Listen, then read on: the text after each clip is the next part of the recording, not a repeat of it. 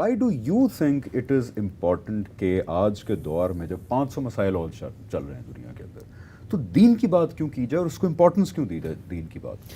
دیکھیے، دین کی بات کیوں کی جائے، اس سوال کا بہت ہی سادہ سا جواب ہے. کوئی فلسفیانہ، کوئی منطقی موشگافی، کوئی بہت بڑا جس کو آپ کہتے ہیں نقطہ نظر نہیں. بہت سادہ سا جواب ہے. وہ سادہ جواب یہ ہے کہ میں بطور انسان اس دنیا کے اندر جب حقائق کا سامنا کرتا ہوں تو میرے سامنے جو سب سے بڑی حقیقت گلی بازار میں رقصہ نظر آتی ہے وہ موت کی حقیقت ہے. موت ایک ایسی حقیقت ہے کہ جس کو کائنات کا کوئی شخص کسی سطح پر بھی جھٹلا ہی نہیں سکتا. یعنی اگر وہ جھٹلائے بھی تو وہ شخص خود حقیقت کی دنیا میں فراموش ہو جائے گا، چونکہ کچھ عرصے بعد وہ مر جائے گا.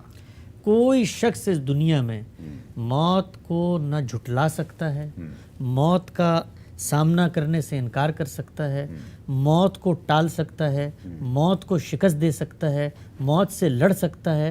موت اس زندگی کی، اس دنیا کی سب سے بڑی حقیقت ہے. اگر موت اس دنیا کی سب سے بڑی حقیقت ہے، میں آپ کو دلچسپ بات بتاؤں.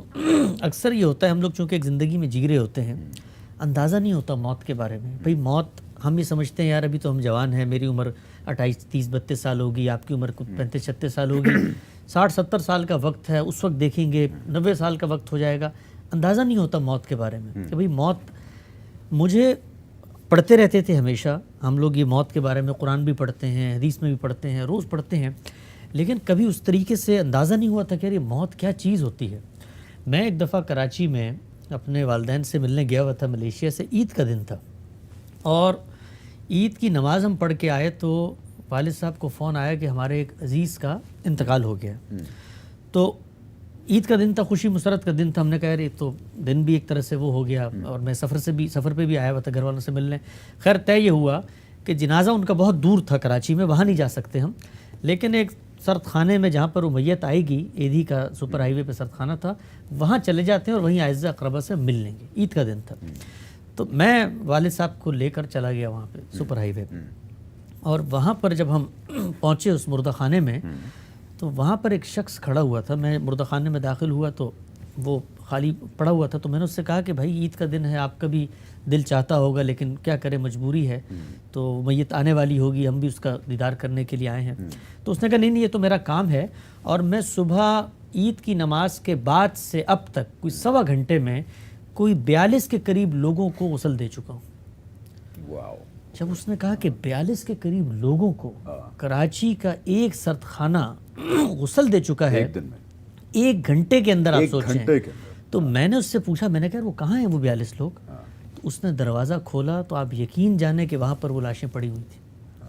اس دن مجھے یہ اندازہ ہوا کہ یار یہ موت کتنی بڑی حقیقت ہے.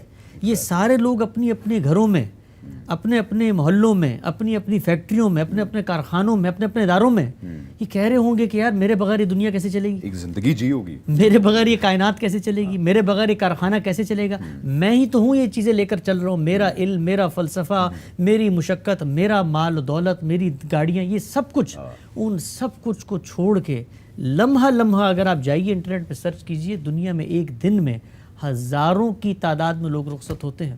انسانیت کا سب سے بڑا مسئلہ وہ موت کا مسئلہ ہے. اس مسئلے کو ہم اپنی آنکھوں سے اوجھل کر دیتے ہیں، اس مسئلے سے ہم دور ہو جاتے ہیں. جائیں کسی دن اس اسپتال میں جائیے، ICU وارڈ میں جائیے کسی قبرستان میں جا کے کھڑے ہو جائیے تو آپ کو پتہ چلے گا ہم میں سے چلتے پھرتے لوگ، صحت مند لوگ، کیسے کیسے جس کو آپ کہتے ہیں نجیب اور دانا اور گوہر اور الطاف اور فلسفے بکھارنے والے لوگ یوں منو مٹی کے نیچے پڑے ہوئے ہوتے ہیں. اور اتنے ناتواں یہ انسان ہے، آپ دیکھیں اتنا ناتواں انسان کہ انسان کیا کیا فلسفے گاڑتا ہے، کیا کیا باتیں کرتا ہے. میرے والد صاحب دل کے مریض ہیں، تو میں نے ایک دفعہ ان سے پوچھا، میں نے کہا کہ کبھی آپ کو زندگی میں بے بسی کا کبھی کوئی مشاہدہ ہوا؟ تو وہ کہتے ہیں کہ میرا جب دوسرا بائی پاس ہوا نا تو میں بستر پہ لیٹا ہوا تھا اور مجھے خارش ہو رہی تھی جسم کے کسی حصے پہ.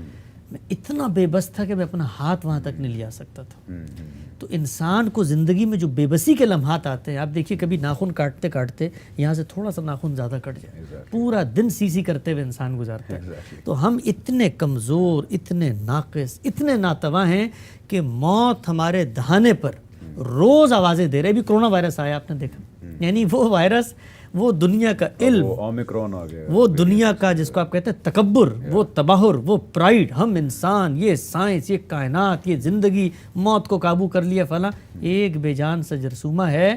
اور انسانیت جو ہے وہ اس کے سامنے مطلب سجدہ ریز ہوئی ہے کہ خدا را جاؤ یہاں سے, گھروں میں بند ہو گئے, جیل بنا لیا ہم نے. تو زندگی کا سب سے بڑا سبق حقیقت وہ موت ہے. موت کے بعد کیا ہوگا, ہوگا بھی کہ نہیں ہوگا؟ نہیں ہوگا.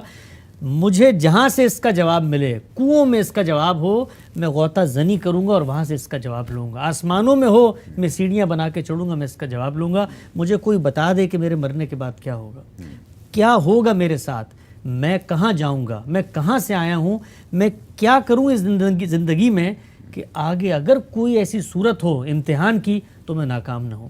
تو مذہب کیا کرتا ہے؟ مذہب کچھ نہیں کرتا مگر آپ کو آپ کی موت کے بعد کامیاب زندگی گزارنے کا نسخہ کیمیا دیتا ہے. وہ نسخہ کیا ہے 2 منٹ میں بتاتا ہوں. وہ نسخہ یہ ہے کہ اس زندگی میں تم امتحان کے لیے بھیجے گئے ہو. تمہارا یہاں پر جو دین تمہیں دیا گیا ہے اس کی حقیقت کیا ہے؟ اس کی حقیقت ہے عبادت. وما خلقت الجن والانس الا لیعبدون. پیدا ہی اس لیے کیا عبادت. عبادت کسے کہتے ہیں؟ خشوع, تذلل, انابت, جھکنا. یہی وہ جذبہ ہے جس سے شکر, ذکر, تفویض اور خشیت اور تقوی اور للہیت, اس کے جذبات پیدا ہوتے ہیں. ہم خدا کے غلام ہیں اس دنیا میں. غلامی تو دنیا سے خاتمہ ہو چکی ہے, لیکن غلام ہوتا کیا تھا؟ غلام وہ ہوتا تھا کہ جس کے ہاتھ میں کچھ نہیں ہوتا تھا. ہمارے استاد سے پچھلے دنوں کسی نے پوچھا کہ جی کہا جاتا ہے میرا جسم میری مرضی, تو بھائی انہوں نے کہا کہ جب آپ نے اللہ کو مان لیا تو پھر مرضی ورزی میری کوئی نہیں ہے, اللہ کی مرضی ہے. تو ہم نے دین کو جب قبول کیا تو دین نے ہمیں بتایا تم خدا کے غلام بن گئے ہو.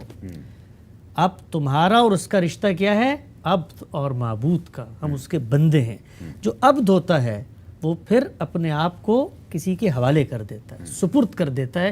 اسی سے اسلام کی تعبیر بھی آئی ہے ٹو سرنڈر, کہ ہم اپنے آپ کو سپرد کر دیتے ہیں اس کے. یہ جب ہو جاتا ہے تو پھر اس کے بعد یہ عبادت اپنے مابعدت طبیعتی تصور میں ڈھل کے ایک نظام دیتی ہے. وہ نظام کیا ہے؟ وہ نظام ہے 2 چیزوں پر مشتمل, ایک کتاب اور ایک حکمت. کتاب کیا ہے؟ اللہ کی شریعت. اللہ نے انسان کو پیدا کیا, اس کی فطرت میں نیکی بدی الہام کی, لیکن زندگی کے بہت سارے ایسے امور ہیں جن میں ہم فیصلہ نہیں کر سکتے. تو اللہ کی عنایت دیکھیے, رحمت دیکھیے, نعمت دیکھیے کہ پہلا انسان جس کو پیدا کیا تھا اسی کو پیغمبر بنا دیا. خدا کی یعنی کہنا ہونا تو یہ چاہیے تھا نا, کوئی کہہ سکتا ہے بھائی فطرت پہ اعتماد کرتے, اس وقت فطرت کو تو کوئی خارجی تصورات نے آلودہ بھی نہیں کیا تھا, لیکن خدا نے پہلے شخص کو, پہلے انسان ہی کو پیغمبر بھی بنا دیا, اس لیے کہ وہ تمہیں نیکی کی تعلیم, جو تمہارے اندر جذبہ موجود ہے وہ ٹھنڈا بھی ہو جاتا ہے, وہ مان بھی پڑ جاتا ہے, تم اپنے اختیار کے سوئے استعمال کی طرف بھی جاتے ہو. تذکیر, یاد دہانی خدا کی طرف تمہیں لے کر جائے. کیوں؟ کیونکہ کل امتحان ہونا ہے. تو اس نے کیا کیا؟ ان معاملات میں قانون بھی دیا جن میں ہماری عقل کسی حتمی فیصلے تک نہیں پہنچ سکتی تھی. یہ آپ دیکھیے وراثت کے قوانین کیا ہیں, آپ اور معاملات دیکھیے, سود کے معاملات دیکھیے, بہت سارے ایسے معاملات ہیں جو مشتبہ ہو جاتے ہیں. ان کے سزائیں ہیں کہ سرٹن اگر سزا جرم کا ارتکاب ہو جائے اللہ کو مانتے کیا دیں گے, کتنی دیں گے, کیسے دیں گے, انسانی عقل وہاں تک نہیں پہنچتی. تو اللہ نے شریعت دی اور پھر ان پیغمبروں نے کیا کیا؟ ایمان اور اخلاق کی باتیں سکھائیں ہمیں. تو کتاب اور حکمت یہ دینے کے بعد جو پورا دین کا کانٹینٹ ہے, خدا نے خود بتایا کہ اس کا مقصد کیا ہے. عبادت کیا تھی؟ حقیقت. عبادت جب ڈھلی ایک مابعدت طبیعتی نظام فکر میں تو اس سے کتاب اور شریعت وجود میں آئی اور ایمان اور حکمت وجود میں آئی. لیکن اس سب کا مقصد کیا ہے؟ اس کا مقصد ہے تزکیہ, پیوریفیکیشن, اپنے آپ کو پاکیزہ نفس بنانا. اپنے آپ کو جتنا پاک کر لیا وہ قد افلح من تزکا وقد خاب من دساہا.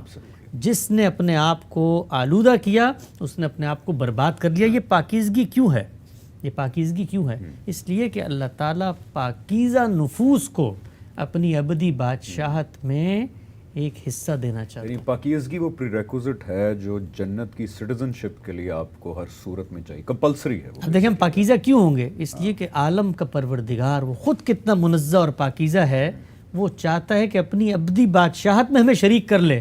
تو یہ کیسے ہو سکتا ہے کہ ہم آلودہ ہو کر اس جیسی پاکیزہ ہستی کے ساتھ کسی چیز میں شریک یعنی آپ میں تکبر کی آلودگی بھی ہو جائے، کچھ ایگو کی بھی ہو جائے، جھوٹ کی بھی آلودگی ہو جائے، بدکاری کی بھی ہو جائے، تو پھر آپ ایکسپیکٹ کریں کہ نہیں بیکاز میں ایک گھرانے میں بس پیدا ہو گیا ہوں جہاں پہ میرا نام مسلمان ہے تو مجھے جنت میں جانا ہی جانا چاہیے، تو وہ نہیں ہو سکتا.